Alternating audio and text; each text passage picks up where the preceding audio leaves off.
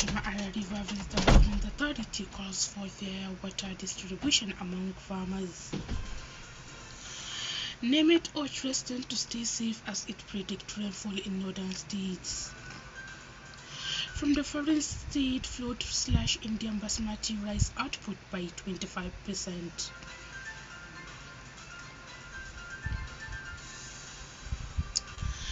Good evening and welcome to Himma News at 5. Your trusted source for breaking news, insightful analysis and stories that matters. Today is the 4th of September 2025. I am Zainab Adam Yusuf, bringing you the latest development from around the globe about agriculture and current affairs. Stay tuned.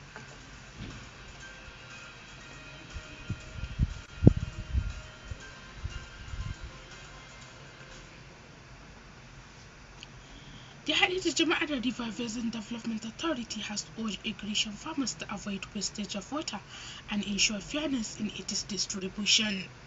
The agency said this will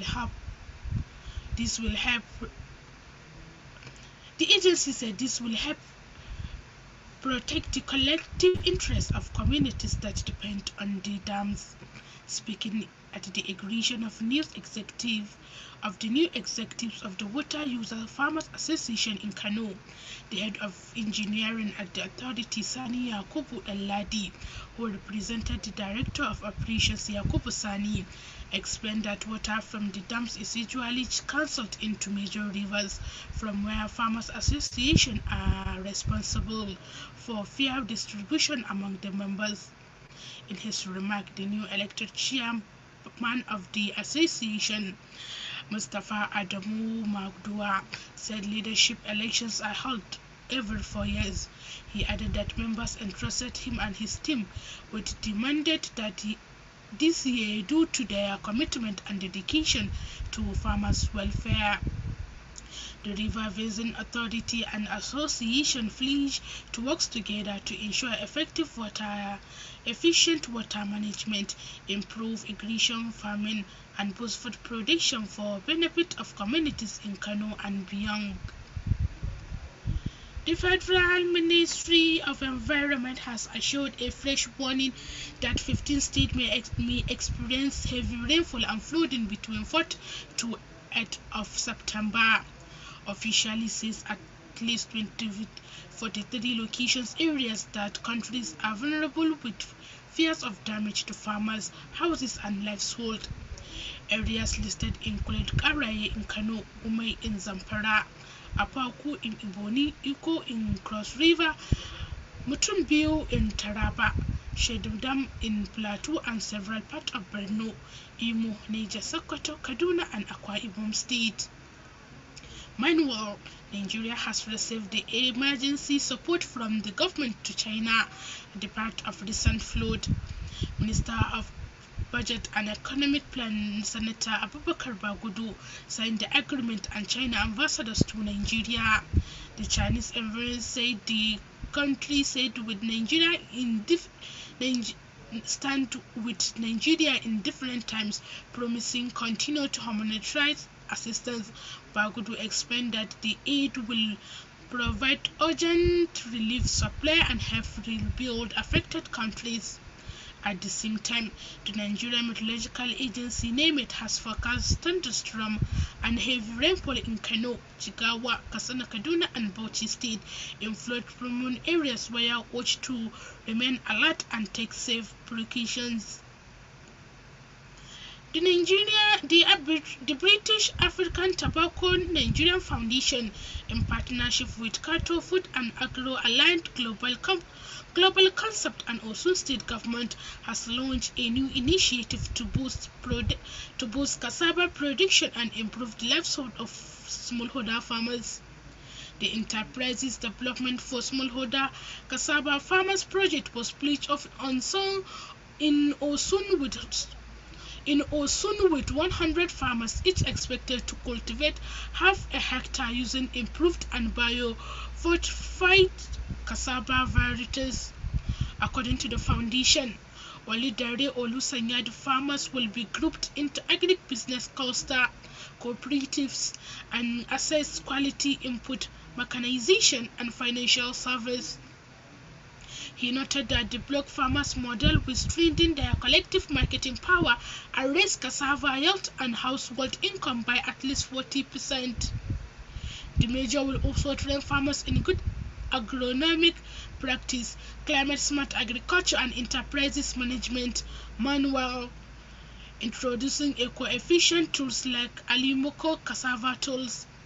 Odusanya stressed that the initiative is designed not only for immediate impact but also to build long-term resilience and self-sufficiency for smallholder farmers. Other stakeholders include Osun state officials and traditional leaders commended the partnership. You are listening to Himma's News at 5. Stay tuned as we explore deeper into agricultural news after a short break.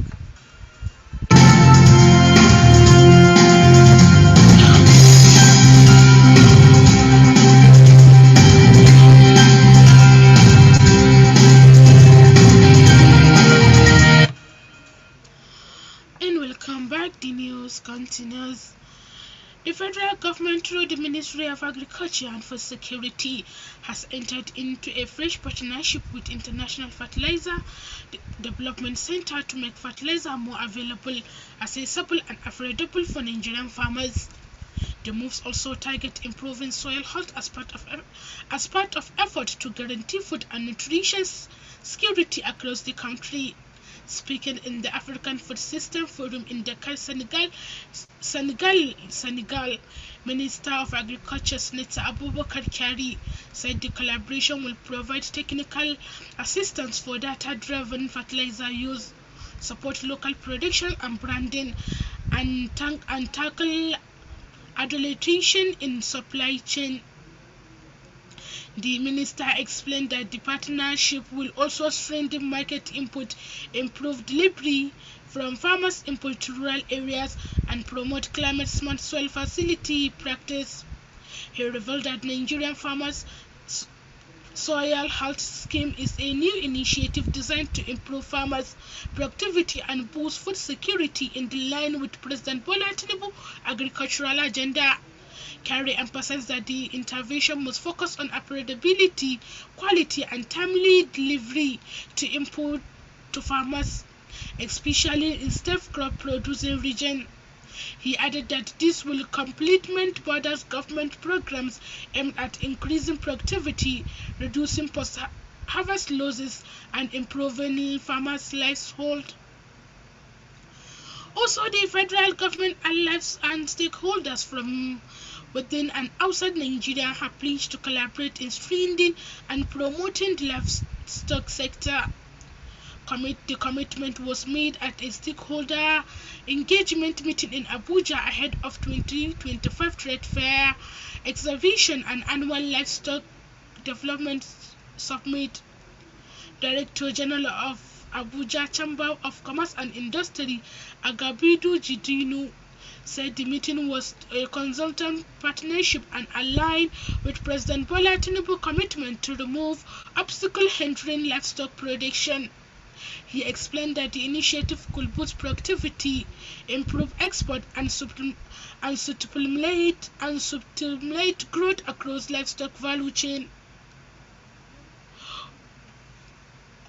Also speaking, Ambassador Said Laden of the Presidential Livestock Reforms Implementation Committee said the President agreed the community in 2024 to address challenges and open new opportunities for farmers, herders, processors, and distributors. Senior Special Assistant to the President on Livestock Development, Idris Abilo Ajimobi, added that the forum will strengthen the sector and enhance food security. Delegates from the countries include Kenya, Indonesia, Mexico, and China attended the meeting and pledged support for Nigerian livestock agenda. From the foreign scene, authorities and agricultural experts in India have warned that recent flood in Panjima could cut the country's basmati rice export by up to 25%. Panjima, which produces about 40% of Indian rice, over 6 million tons annually was among the worst hit area. The flood, described as the worst in 40 years, have killed at least 30 people, displaced more than 350, destroyed livestock and damaged farmland covering 150 hectares. Farmers say this has caused massive losses, with many fearing a sharp rise in rice prices as the harvest season begins. Benjamin's chief minister has promised compensation not only for destroying farmlands but also for others' property loss in the disaster. During a visit, he assured affected families that government support will reach them soon. Farmers leader says more than 10 villages have been submerged. Export Association warned that the losses could reduce Indian basmati supply to international market between 20 to 25%, creating rapid effects on global food price. And that is all for tonight at Himma News at 5. Thank you for joining us as we strive to bringing you the most up-to-date information from around the world. To end the news, the headlines once again.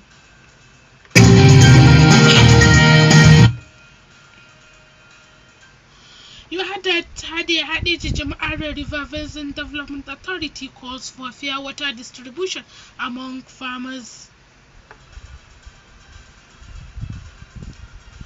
Also, Nemet urged residents to stay safe as it predicts rainfall in northern states. Also, flood slash Indian basmati output by 25%.